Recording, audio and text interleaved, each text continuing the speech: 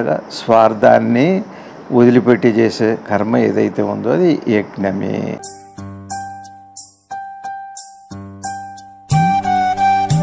యజనము అంటే నువ్వు వదిలిపెట్టడం కాదు, అది వదిలిపెట్టబడుతుంది.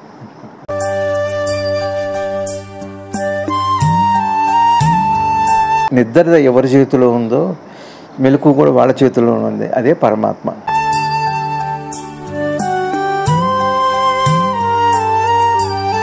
నమస్తే స్వామి.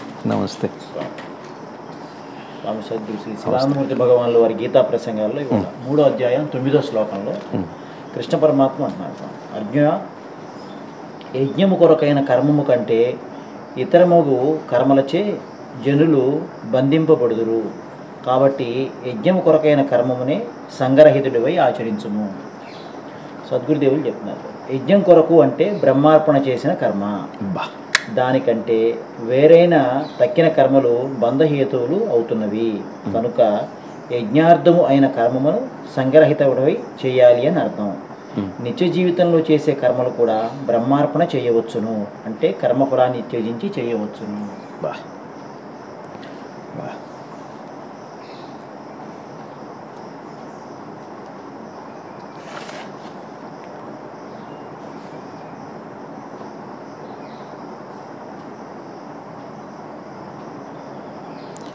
ఓం శ్రీ శివానంద గురుభ్యో నమః.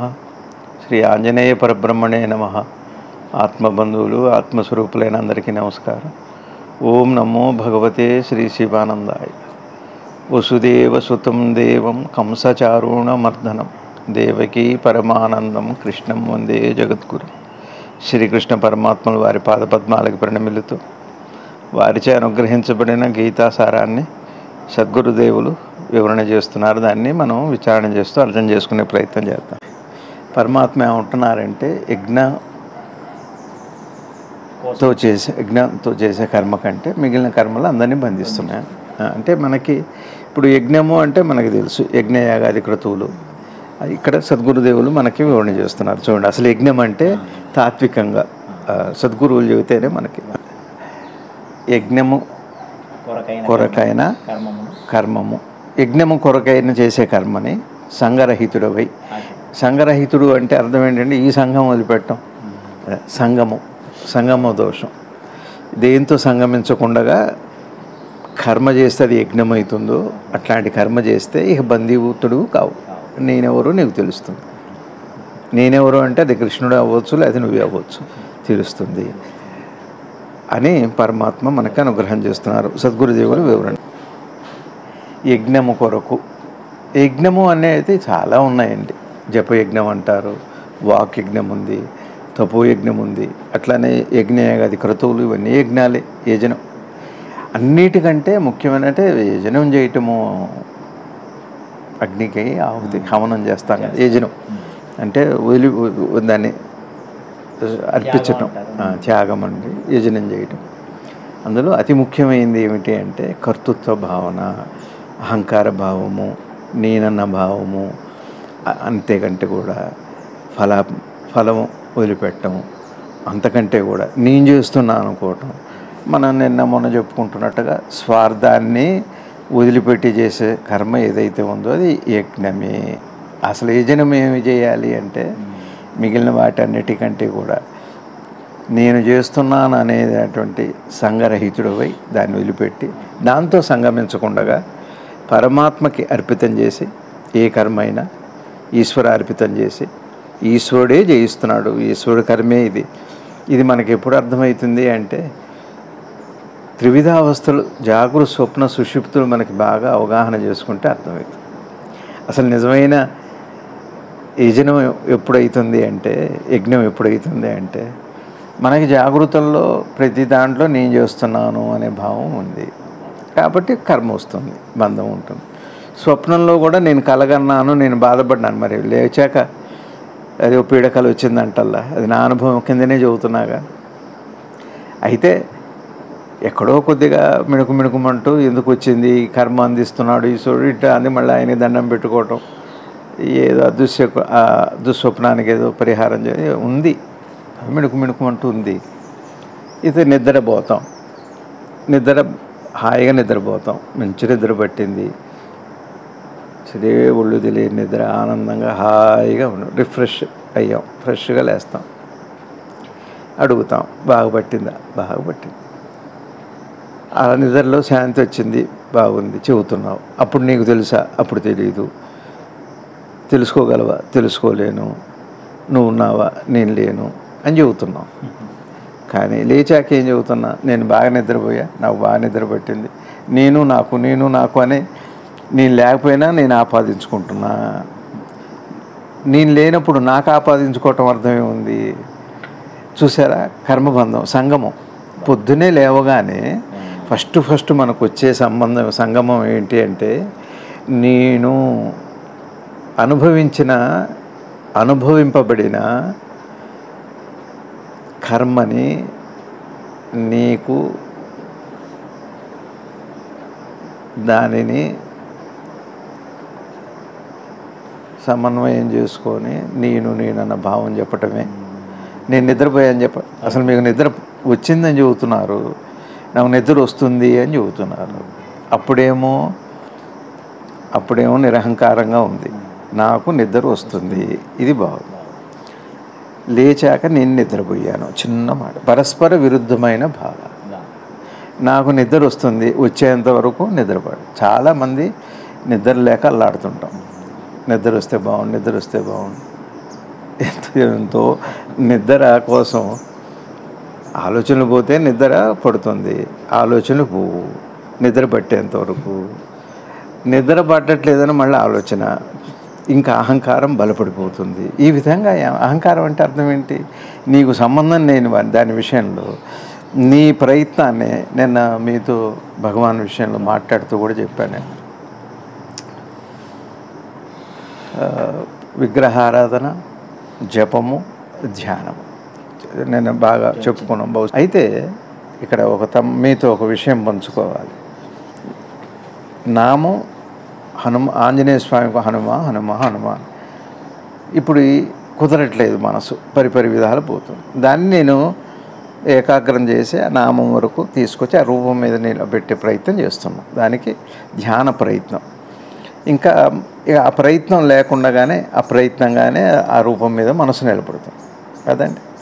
ఆ నిలబడ్డప్పుడు ఏమవుతుంది అంటే దానికి ధ్యానం అని పేరు.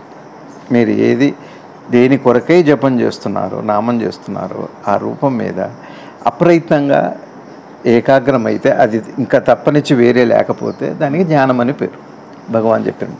అయితే ఆ రూపం, దాని దర్శనం, పరమాత్మ దర్శనం. అయితే ఇంకా బలపడిపోతే మనసు ఇంకా పరిపక్వం అయ్యి బాగా బలపడిపోతే దాన్ని బయట కూడా దర్శించవచ్చు, ఆ కోరుకున్న రూపాన్ని. దాన్నే దర్శనం అంటాం. అయితే నిన్న మీతో చెప్పుకుంటూ ఒకటి సగుణము, నిర్గుణము. మళ్ళీ అక్కడ నిర్గుణమైతే సగుణమైతే భక్తి, నిర్గుణమైతే జ్ఞానం అయింది. అయితే అక్కడ మనకేమవుతుంది అంటే, ఇంత గడిచిపోయిన తర్వాత పొందిన అనుభవంతో నేను చేశాను అని, ఇప్పుడు నిద్ర నాకు వస్తుంది అని చెబుతాం, నేను పోయానని చెబుతాం. అట్లనే ధ్యానం కుదిరిన తర్వాత ఈ ముందు కుదరడానికి చేసిన ప్రయత్నం, అందుకనే ఇవాళ పొద్దునే మనసు మీరు చూడండి, మన అందరికీ సెల్ ఉన్న వాళ్ళకందరికీ కూడా ఇప్పుడు ఈ స్మార్ట్ ఫోన్లలో, ఇప్పుడు ఉదాహరణకి ఫ్యామిలీ అని ఉందనుకోండి, ఒక స్పెల్లింగు. ఆ స్పెల్లింగు ఇంక తెలుగులో అయితే రావట్లే, మరి ఉందేమో, నాకు అట్లాంటి యాప్ ఉందేమో తెలియదు. ఇంగ్లీష్లో అయితే ఫ్యామిలీ అని కొడుతున్నాం అనుకోండి, కింద మీరు కొడుతున్నప్పుడు ఒక స్పెల్లింగ్ వస్తుంది కరెక్ట్గా, మీరు కరెక్ట్ చేసుకోవచ్చు. మీరు కొడుతున్నారు, కింద కరెక్ట్ స్పెల్లింగ్ వస్తుంది. కరెక్ట్ అయితే ఇంకా అక్కర్లేదు, కానీ కరెక్ట్ చేయటానికి 2-3 స్పెల్లింగ్లు వస్తాయి, అంటే అన్ని అర్థాలు ఉన్నాయేమో, కానీ కరెక్ట్ చేసుకునే అవకాశం ఉంది. ఇదే కర్తృత్వం అంటే. మనసు ఏం చేస్తుందంటే, తీసుకున్న హనుమంతుడి రూపం మీద నిలబెట్టే ప్రయత్నంలో దాన్ని కరెక్ట్ చేసుకుంటుంటుంది కదా, సెల్లో జరిగినట్టే కరెక్ట్ చేసుకునే విధానం. స్పెల్ చెక్ అనుకుంటాం. అట్లానే ఇక్కడ మెడిటేషన్ చెక్ అనుకుందాం, concentration check, concentration double C అది సెల్ చెక్ అయితే ఇది కాన్సన్ట్రేషన్ చెక్. మీకు అర్థమైందా? దీని పేరే కర్తృత్వం అంటారు. అనుభవపరుడు ఎవరు అంటే ఈ ప్రయత్నానికనే అంతా అయిపోయాక, అనుభవం అయ్యాక అనుభవపరుడు ఎప్పుడు వస్తున్నాడు, గతం అయింది అంటే దీనివల్ల ఇప్పుడు జరిగిందిగా, ఉన్నది ఉంటుందిగా రవి గారు, కరెక్ట్ చేసింది ఉంటుంది. ఎట్లా మనం బొమ్మ వేస్తుంటాం పెన్సిల్తో, కానీ దేంతో, పెన్సిల్తో అనుకుందాం. పెన్సిల్ స్కెచ్ చేసేటప్పుడు సరి చేసుకుంటుంటాం. ఆ సరి చేయటానికి ముందు ఉండే తప్పు కూడా ఉంటుంది పక్కనే. ఆ తర్వాత దాన్ని రేజర్తో, రబ్బర్తో దాన్ని సరి చేసుకుంటాం, కరెక్ట్ చేసుకుంటాం కదా, ఉంది కదా. అదే అనుభవపరుడు అనేవాడు అట్లాంటి వాడే. ఒక పూర్వక్రియ, దాన్ని అర్థం చేసుకోమని ఇప్పుడు గురువు అవసరం అక్కడైతే. జ్ఞానం ఏం చేస్తాడంటే అది లేదు చూడు అని నిర్గుణంలోంచి ఇంకా పూర్తిగా తురియ అవస్థ అంట. నువ్వు రూపం చూసావు, సగుణంలోకి వెళ్ళావు, ఇంకా ఒకటి ఉంది అంటే అక్కడ గతం ఉంది అబ్బాయి. అందుకనే మళ్ళీ మీరు బొమ్మ వేసిన తర్వాత తప్పును సరి చేయకపోతే రెండు కనపడుతుంటాయి చూసేవాళ్ళకి. అందుకని ఉన్నది ఉన్నట్టుగా ఫెయిర్గా ఉన్న బొమ్మే ఫెయిర్ కాపీనా అని అడుగుతారు. ఫెయిర్ కాపీలకి అన్నీ తీసేసి తప్పు ఉప్పులన్నీ సరి చేసి, ఇప్పుడు మీరు మన దీంట్లో ఎడిట్ చేస్తున్నారు ఈ ఉపన్యాసాల్లో కూడా అట్లా ఒక ప్రాసెస్ ఉంది కదా. అది ప్రాసెస్ వల్ల అనుభవపరుడు, అహంకారము, కర్తృత్వం వస్తున్నాయి తప్పితే ఎట్లా నిద్ర పోవటానికి మీరు ఒక ప్రయత్నం చేస్తున్నారు, నిద్రపోవటానికి ఒకడు ఉన్నాడు కదా, పట్టిందే ముందేమో నిద్ర వస్తుందంటాం, నిద్ర పట్టాక లేచాక నేను నిద్రపోయాను. ఈ ముందు ప్రయత్నాన్ని నేననేది కొత్తది యాడ్ అయింది. ఇది మీకు సంబంధం లేకపోయినా లేని అహంకారం చూస్తే పోతుంది, ఉన్న అహంకారం కాదు, లేని అహంకారం గమనించకనే ఉన్నది అది. అట్లానే ఈ ధ్యానపరుడు ఎవరు అంటే ధ్యానపరుడు లేడు. ఏదైతే నువ్వు ధ్యానం చేశాక మిగిలిన ఫలం ఏది ఉందో, గతాన్ని చూడక అర్థం చేసుకోక ధ్యానపరుడు ఉన్నాడు, కానీ అది అర్థంగానే ఇక ధ్యానపరుడు లేడు. ఉన్నదే ధ్యానం, ఉన్నదంతా ధ్యానమే, అఖండ ధ్యానమే అందరిలో కొనసాగుతుంది. దానికి తపస్సు అని పేరు. ఇది యజ్ఞము. కర్తృత్వం అప్పుడు పోయినప్పుడు నిజమైన యజనం ఏది అంటే ఆ భావం, కర్తృత్వ భావన, అది బ్రహ్మార్పితమవుతుంది, సంగమ దోషం ఉండదు. ఇక అప్పుడు ఆ దృష్టిలో, ఆ భావంతో జరిపే క్రియలో ఏ కర్మ అంటారు, అది యజ్ఞము, బ్రహ్మార్పితమైన యజ్ఞం, బ్రహ్మార్పణ చేసిన యజ్ఞం. అది కృష్ణ పరమాత్మ, అది ఉత్తమమైందట. కానీ అది లేకపోయేటప్పటికి అందరినీ కూడా కొంత నయం, ఏది యజ్ఞయాగాది కర్మలు కొంత నయం, కానీ అది కూడా కర్తృత్వ భావంతో, నేనన్న భావంతో, అహంకారంతో చేస్తే అదేనా మళ్ళీ దీంతో సమానంగా కర్మలో బంధిస్తుంది. చెడు కాకపోవచ్చు, ఉత్తమ కర్మే అవ్వచ్చు. అందుకనే పుణ్యము బంగారు సంఖ్యలు, పాపం ఇనుప సంఖ్యలు అంటున్నారు పెద్దలు. అంతే విషయం అయితే అది. ఇప్పుడు ఇది అహంకారం ఎట్లాంటిదంటే త్రిస్వర్గం లాంటిది. త్రిస్వర్గంకు స్వర్గము అంటే ఎట్లాంటిది, మిమ్మల్ని ఎప్పటికీ కూడా ఈ అహంకారం సత్యం వైపు వెళ్ళలేదు, యువతలే అటుకు పోనివ్వదు, ఇటు పోనివ్వదు, మిడిమిడిగా ఉంటుంది, మధ్యస్థంగా ఉంటుంది. ఇది దాని లక్షణం. బ్రహ్మార్పణ చేసిన కర్మ అంటే పనంతా అయిపోయాక అర్పితం చేస్తారా, ముందే అర్పితం చేస్తారా అంటే ఇక్కడ ముందు వెనక కాదు, ఉద్దేశంలోనే అర్పితం అయిపోయింది. ఇక కర్మ చేయటం చేయకపోవటం గురించి కాదు ఇక్కడ ఉద్దేశం. ఎలా ఉంది బ్రహ్మార్పితము, బ్రహ్మ అహంకారం లేకుండా చేశారనుకోండి, ఇక కర్మ చేయటం చేయకపోవటం ఇంకా రెండు మిమ్మల్ని బంధించదు. చేస్తే చేశానంటారు, చేయకపోతే నేను చేయలేదంటారు. రెండు ఉన్నాయిగా, చెయ్యక ఒకటి, చేసి ఒకటి. అది కాదు, భావం ముందే ఉంచుకోవచ్చుగా. ఏం రవి గారు ఫలాన్ని ఉంచుకోవట్లా, నాకు ఈ ఫలం కావాలని వంట చేసేటప్పుడు రుచి రావాలని చేస్తున్నారుగా, ఒక భావం ఉండటం తప్పు కాదు. అట్లా బ్రహ్మార్పితమైన అహంకారం త్యజించి కూడా పనిచేయచ్చు. దానికంటే అంటే అది కాకుండా మీరు ఇది చేయకుండా మీరు ఎంత గొప్ప కర్మన్నా చేయండి.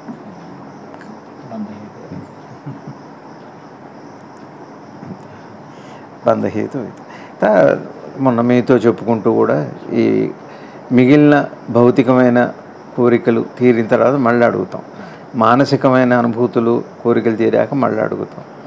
ఒక జ్ఞానం కలిగాక అంటే ఒక మీకు అనుమానం అపార్థం పోయిన తర్వాత ఇక మళ్ళీ అడగటం ఉండదు.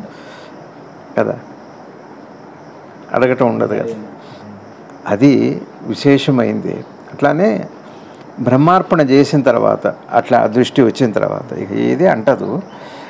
అట్లానే ఇప్పుడు మీరు నిద్ర ఉంది, నిద్రలో మీరు రావాలని నిద్రపోయినా, అనుకోకుండా నిద్రపోయినా, పోని నిద్రని తెలుసుకుందాం ఏమిటో అని అనుకోని నిద్రపోయినా, తెలియకుండా పోని నిద్రపోయినా, ఎప్పుడు ఒకటే పరిణామం నిద్రలో. అనుకోండి, అనుకోకుండా ఉండి, నిద్ర తెలుసుకోవాలనుకోండి, నిద్ర తెలియకుండా ఉండాలనుకోండి, ఫలం మాత్రం ఒకటే, మీకైతే తెలియదు.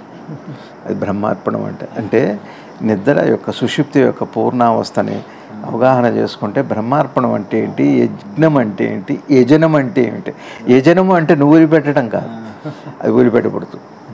యజనము అంటే అసలు నువ్వు లేవుగా, నువ్వు ఉంటేగా వదిలిపెట్ట, నీదేమైంది అసలు నువ్వు చేయటానికి అనుకోవటానికి నువ్వు ఎక్కడున్నావు అసలు. అంటే యజనము అంటే అసలు నేను లేనే లేను, అది నిజమైన యజనం. నేననేవాడినే నేను, ఉన్నది ఈశ్వరుడే. రవి గారు, మీరు లేచాక నేను చేశా అంటున్నారు, స్వప్నం కంటే నేను కన్నాను అంటున్నారు, నిద్రపోతే నేను నిద్రపోయాను లేచానని అంటున్నారు. కానీ నేను నిద్రపోయానంటే పొంది తెచ్చుకోలేదు. ఇప్పుడు కూడా నిద్ర చేతనైతే పోలేదు, మీ ప్రయత్నం కాదని అర్థం చేసుకోండి. అంటే నా ప్రయత్నం నేను లేను, నిద్ర వచ్చింది, అదే మిమ్మల్ని, ఆ అవస్థ మిమ్మల్ని ఆక్రమించుకుంది, అదే పూర్తిగా మిమ్మల్ని వశపరుచుకుంది. నిద్ర పరవశుడైపోయారు, అది కదా. ఇప్పుడు మీరున్నారా, లేరు, ఇది అర్థమైందా? ఎప్పటికైనా ఉంటారా, ఇక ముందు ఉంటారా, ఎవరికైనా అంతేనా? ఇది నిజమైన యజనం, ఇది బ్రహ్మార్పణం. అట్లా ఎప్పుడు ఎన్నిసార్లు అయినా అది చేస్తుంది. నిద్ర మీకు ఏదైతే కల్పించిందో మెలకు మీరు తెచ్చుకున్నారా? అట్లయితే కోమలో ఉన్న వాళ్ళని మీరు ఎందుకు తెచ్చుకోలేరు? అది మన చేతుల్లో లేదు, ఆ ప్రక్రియ మన చేతులు. అది ఒక అవస్థ, జాగృతం అంటామే. ఒక అన్కాన్షియస్ అయిన వాడు కాన్షియస్ అవ్వటం అనే అవస్థ, అది మన చేతుల్లో లేదు. నిద్ర ఎవరి చేతిలో ఉందో మెలకు కూడా వాళ్ళ చేతిలోనే ఉంది. అదే పరమాత్మ, అదే కృష్ణుడు, ఆయన చేతిలోనే ఉంది. పరమాత్మ ఎవరు అనుకుంటే మీరు నా దృష్టిలో హనుమాన్ అనుకోండి, ఏం తప్పలేదు, వారి చేతిలో ఉంది. అయిందా? మరి అది వారి చేతిలో మిగిలిన వారి చేతిలో లేకుండా ఎట్లా ఉంటుంది? ఇది కూడా అర్థమైతే అది బ్రహ్మార్పణ బుద్ధి. అట్లా అహంకారం, అది యజనం. అంటే నువ్వు ఉండి లేకుండా చేసుకోవటం కాదు, ఉండి పోగొట్టుకోవటం కాదు. అసలు నేను లేను, పోగొట్టుకోవటానికే ఉంది. నేను నిద్ర వచ్చింది, నిద్రలో నేను పోగొట్టుకున్నా అంటున్నారా? ఇప్పుడు నన్ను నిద్రలో నేను తెలుసుకున్నాను అంటున్నారా? లేదు, అవకాశమే లేదు. ఇది తెలియటం కూడా జ్ఞానమే. అందుకనే తెలుసుకోవటం, అవగాహన చాలా అవసరం. అట్లానే నిద్ర ఏదైతే నిన్ను ఆవహించడానికి ఆసక్తి ఉందో ఆ శక్తి మెలకువ, ఆ శక్తి అన్ని కర్మలు చేస్తుంది, అన్ని కర్మలు చేయిస్తుంది, అన్ని కర్మలకి తానే ఊహిస్తుంది. ఇంకా దానికి ఫలం లేదు. నిద్ర వచ్చిందా మీకు? బాగుందా? నిద్ర బాగుందా? నిద్రలో ఆనందం ఉందా? ఉందా? మీరు అనుభవించారా? లేచాక ఏం చెబుతారు? బాగుందన్న. మీరున్నారా? లేరుగా. మరి ఈ ఆనందం ఎవరి కోసం? ఈశ్వరుడు కోసమా? సత్తు చిత్తు ఆనందం ఈశ్వరుడు స్వరూపమే అయితే ఆనందాన్ని తాను అనుభవించడానికి ఆనందాన్ని పెట్టుకున్నాడా? ఒకవేళ నిద్రలో ఆనందం ఆయన కోసమా మీకోసమా? మీకోసం అయితే మీరు లేరు, ఆయన కోసం అయితే ఆయన ఉన్నట్టు మీకు తెలియదు. ఆయన లేడు, మీరు లేడు. మీరు ఈ ఆనందం ఎవరి కోసం? అది ఉంది అంతే.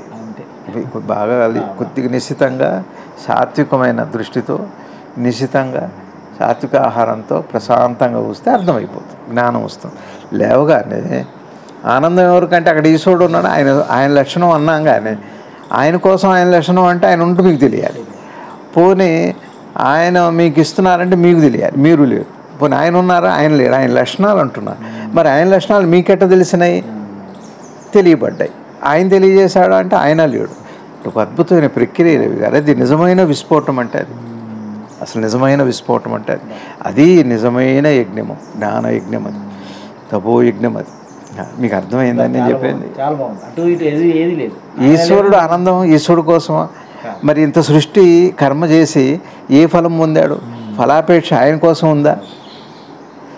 నిద్రలో పొందిన ఆనందం ఈశ్వరుడు కోసమే అయితే ఆయన సృష్టి చేసింది ఎవరు? సృష్టి మెలకు వచ్చిందంటే అయింది కదా. నిద్ర ఎవరిదో, మెలకు కూడా వారిదేగా. మరి మెలకు వారిదే అయినప్పుడు ఎన్నో ఫలాలు ఉన్నాయిగా.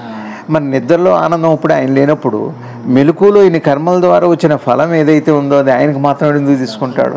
అన్నీ దేనికి ఆయనకి సంబంధం లేదు. అది ఆ కర్మ. చే కర్మ ఆయన అంటదు, అంటించుకోరు, అవసరమే లేదు. ఉందంతే. దాంట్లోనే సృష్టి స్థితి లయము. స్థితిలో ఏమున్నాయో సృష్టిలో ఏమున్నాయో అన్ని ఫలాలు.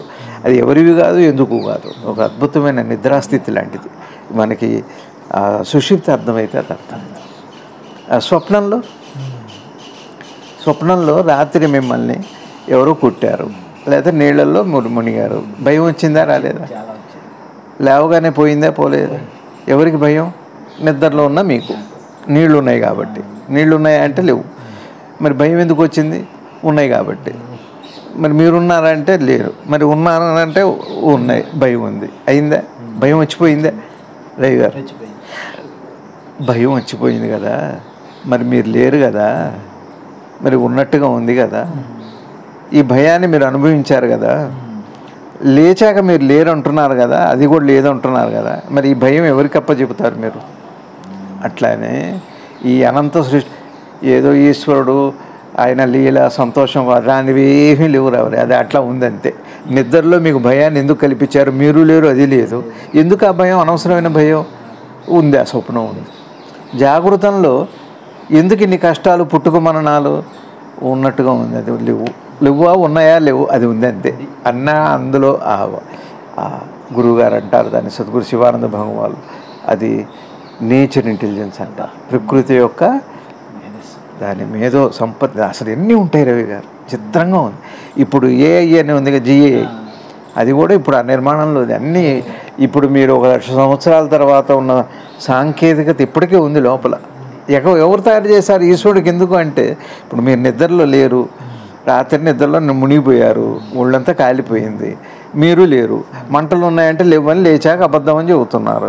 అబద్ధమైంది. మీరు లేరు, అది లేదు, ఆ భయం కూడా లేదు. అయినా ఎందుకు? మీరు లేనప్పుడు అది లేదు కదా. లేరని అనుకొని నిద్రపోతారా? కుదరదు. పోనీ అవి నిద్రలో అవి లేవని నిద్రపోతారా? ఎందుకు ఉంది అంటే ఉంది, ఏమీ లేదా ఉంటే లేదు, ఉంది అంటే ఉంది. అట్లానే ఈశ్వరుడి ఆనందం ఎవరి కోసం అంటే ఆయన కోసం అయితే కాదు.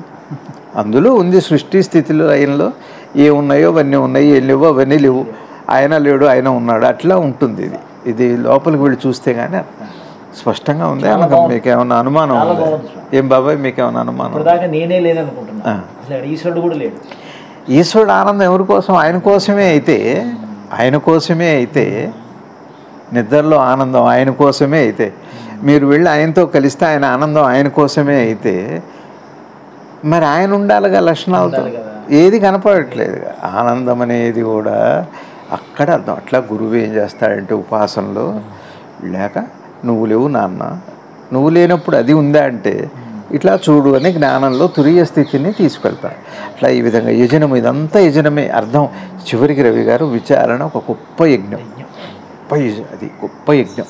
బ్రహ్మార్పణ బుద్ధి ఎప్పుడు వస్తుంది అంటే నిజమైన జ్ఞానికి జ్ఞానంలోనే మాత్రమే. భక్తిలో ఉంది. భక్తిలో కూడా సంగరహితుడివై. అందుకనే పెద్దలు ఏం చెబుతారంటే మోక్షం కోసం కూడా చేయొద్దు నువ్వు, అది కూడా సంగమే. మళ్ళీ సంగమం అంటే అర్థం ఏంటి? అనుభవించేవాడు ఒకడు ఉన్నాడు, మళ్ళీ కోరేవాడు ఒకడు ఉన్నాడు. అసలు మీ నిజమైన సంగమం బుద్ధి ఏమిటి అంటే నేనున్న భావం ఉన్నంతవరకు అసలు దాన్ని యజనం చేయాలి, అర్థం చేసుకొని నేను లేనని. అట్లా మన త్రివిధ అవస్థలు ఇవన్నీ కూడా పెద్దలు చెప్పే మాటలు. లేదంటే సామాన్యులం మనమంతా కూడా. సామాన్యుడికి ఏం చెబుతున్నారు? ఒకటి ఫలాపేక్ష వచ్చినప్పుడు నేను ఎక్కువైతుంది. తేలిక చెప్పాలంటే ఒక మాటలో వాటి మాట స్వార్థం వీడినప్పుడు, ప్రేమ కలిగినప్పుడు నిజమైన యజ్ఞం అవుతుంది. అప్పుడు ఏ కర్మ బంధించదు అని పరమాత్మ వాళ్ళ సందేశం. జీవితం ఏముంది? ఇక అన్నీ అవేగా. నిత్య జీవితం ఏముంది రేవుగా? పొద్దున్న లేచి దైనందిక కార్యక్రమాలు, భార్య, పిల్లలు, ఇల్లు, వాకిలి, ఉద్యోగం, సంపాదన ఏమున్నాయో అసలు లేచింది మొదలు సృష్టిలో ఏమున్నాయి అన్నీ కూడా నేను లేనన్న భావంతో చేయొచ్చు. లేనని తెలుసుకుంటే చాలు. ఇప్పుడు మీరున్నారు, రోజు నిద్రపోతున్నారు, లేదు ఆనందం వస్తుందా? మీరు ఉంటున్నారా? నిద్ర లేచాక వస్తున్నారు. మరి మీరు ఉండనప్పుడు నిద్ర ఎందుకు పోతారు? మీరు లేకుండా కానీ నిద్ర ఎందుకు పోతారండి? ఆత్మార్పణ బుద్ధి అంటే మీరు లేకపోయినా కూడా ఉన్నదానికి ఉందే చాలు. మీరు లేకపోతే మీరు ఉంటే అట్లానే నేను భావం పోయాక ఏముంది అది ఉంటుంది, ఉండని. అది ఎవరిది అంటే ఎవరిది కాదు, ఈశ్వరుడిది కాదు, మీది కాదు. ఇది మనకి నెమ్మదిగా అదే జీవితం. అంటే కర్మఫలాన్ని త్యజించి, ఫలాన్ని అంటే ఏంటి, ఫలం అంటే ఏంటి చెప్పండి అసలు? కర్మఫలం అంటే ఒక పని చేశాక మీరు అన్నం తిన్నారు, కడుపు నిండిందా లేదా? ఆ కడుపు నిండటమేగా ఫలం. ఏదైనా ఈ కర్మల ఫలం ఉందా లేదా? అదే నా కర్మఫలం కాదు. నేనే లేకపోతే, నేనన్నది లేకపోతే ఉండే ఫలం ఉంది అంతే. నేననేదైతే లేదు. అసలు కర్మకి ఫలాన్ని ఇచ్చేది ఎవరు అంటే, ఏ ఫలం? జన్మ మరణము, జరామృత్యువులు, బంధము, అహంకారము, కర్తృత్వము. అసలు నిజమైన కర్మఫలం అది. కర్మ నుంచి నిజంగా వచ్చే ఫలం ఏంటంటే, నీళ్ళు తాగితే దాహం తీరటం, అన్నం తింటే కడుపు నిండటం, ఇంకేదో చేస్తే ఇంకేదో రావటం కాదండి. పదే పదే పదే పదే నేనన్నది వస్తుంది కదా. అసలు నిజమైన ఆ ఫలం రాకుండా ఉండాలి అంటే యజ్ఞం చెయ్యి, పరమార్పణ బుద్ధితో చెయ్యి. కర్మఫలం రాదు. కర్మఫలం ఏంటి రవి గారు? మళ్ళా ఇంతే రావటం. అదే అంటున్నారు, ఏ కర్మ అయినా చెయ్యి. అసలు కర్మఫలం ఏంటంటే నేనన్న భావం మళ్ళా పుట్టడమే. నేనన్న భావం జన్మహేతు అవుతుంది, బంధహేతు అవుతుంది, ఇవన్నీ అవుతాయి, అహంకార హేతు అవుతుంది. ఈ ఫలాలు కాదు. ఏదో చేస్తే ఏదో అవుతుంది. ఏం రవి గారు? తప్పదు. నిద్ర, స్వప్నంలో పీడకలు వస్తున్నా నిద్రపోతాం. మంచి సుస్వప్నాల కోసం పోతాం. ఏదో అందులో అది వస్తుంది, ఇది వస్తుంది, నిద్రపోతాను. నేను లేకపోయినా నిద్రపోతాను. నేనున్నా కూడా నిద్రపోతారండి. నేను ఉండగా నిద్రపోరు, కానీ నేను లేకపోయినా నిద్రపోతారు. అయినా శాంతి వస్తూనే ఉంది, సంతోషం వస్తూనే ఉంది. నిజం. కర్మఫలం ఏమిటి అంటే, అజ్ఞానం ఉండటం వల్ల నేను నిద్రపోయాను, బాగా పట్టింది. నేను కలగన్నాను, పీడకలు వచ్చింది. నేను కలగన్నాను, చాలా సుస్వప్నము. నేను లేచాను, సుఖవంతమైన జీవితం, దుఃఖకరమైన జీవితం. ఏమిటి ఈ జీవితం? ఇదంతా కూడా కర్మఫలమే. ఈ నేనన్నది మీకు దృగ్గోచరమైతే, దృశ్యమానమైతే అదే కర్మఫలము. ఇది బాగా తెలియాలి భౌతికతకి. మీకు అర్థమవుతుందా? మన కర్మఫలం రావట్లేదా రవి గారు? నాకేంటండి ఈ బాధలు అంటున్నారు. బాధలు ఉన్నాయి, నువ్వు ఉన్నా లేకపోయినా కళ్ళలో ఉన్నాయి, అది అన్నీ ఉన్నాయి. నిద్ర పట్టకపోతే కూడా బాధ ఉంది, మరి పడితే కూడా బాధేమో లేవటానికి. బాధ ఉండనే ఉంది ఎప్పుడు కూడా. ఎందువల్ల అంటే నేనుంది కాదు. అసలు నిజమైన కర్మఫలం ఏమిటి అంటే, నేనుంది అన్న భావంతో చేస్తే అది జన్మహేతువు, కర్మహేతువు, బంధహేతువు అయింది కాదు. అసలు కర్మఫలం అది. ఆ ఫలాన్ని వదులు అర్జున అని కృష్ణ పరమాత్మ అర్జునుడికి చెబుతున్నారు. అది గురువు గారు మనకి చెబుతున్నారు. అసలు కర్మఫలం నేను ఏర్పడుకుని ఉంటే చాలా అన్ని ఫలాలు పోతాయి. ఈ ఫలాలు ఉండనే లేకపోతే ఏం పర్లేదు. శ్రీ శివానంద గురువు గారి పాదపద్మాలకి ప్రణమిలుతూ కృష్ణం వందే జగద్గురు. భారత్ మాతాకు జై.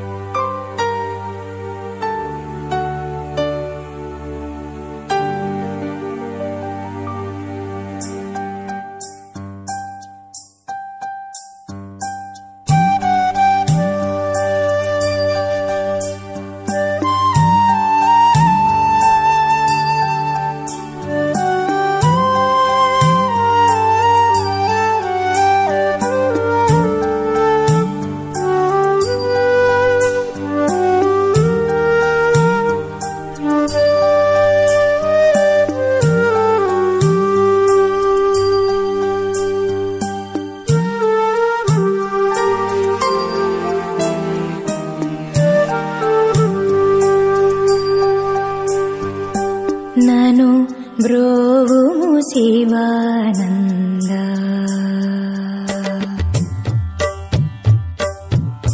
నను బ్రోవుము శివానంద తాపశమన పాపహరణ శ్రితమానవ సంరక్షక శివానంద సదానంద నను బ్రోవుము శివానంద తాపశమన పాపహరణ శ్రితమానవ సంరక్షక శివానంద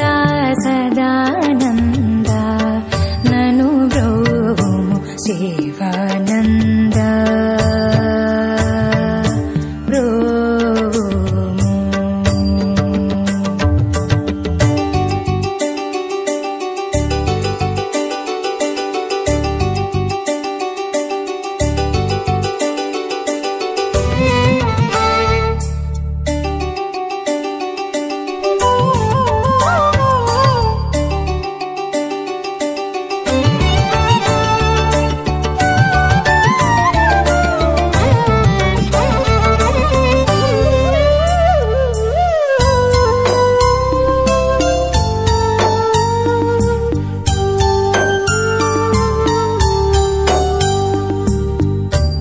భజియుతును భక్తి తోడ ఎల్లప్పుడూ నేను మరువక భజియుతును భక్తి తోడ